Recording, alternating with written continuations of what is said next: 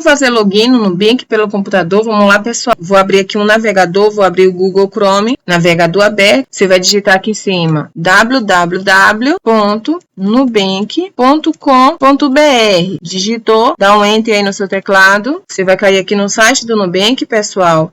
Eu estou deixando o celular na tela aí porque a gente vai precisar dele. Aqui, como a minha página está minimizada, eu vou clicar aqui nessas duas barrinhas, porque vai ter a opção abaixo para você fazer login. Como vocês podem ver, você consegue fazer o login do Nubank pelo computador se você tiver uma conta PJ no Nubank, tá? Então, eu posso clicar aqui, login empresas, você vai ser redirecionado, você começa digitando o seu CPF, vou digitar o meu, digitou, você clica em acessar, e aí, como vocês podem ver, vai vir o QR Code para você validar. Nesse caso aqui, você vai precisar usar o aplicativo do Nubank, digitar a sua senha para continuar a validação. E aí, o que você vai fazer? Você vai abrir a câmera do seu celular, tá? Pode abrir, eu vou abrir. Abrindo a câmera, você vai simplesmente posicionar para esse QR Code, posiciona, vai aparecer o Nu aqui abaixo, você clica nele, vai abrir o aplicativo do Nubank e vai pedir para você validar o acesso a partir do novo dispositivo. Você clica aqui, lê QR Code, e agora você vai fazer a leitura dessa imagem que está aparecendo na tela, tá? Observem que o QR Code expirou aqui.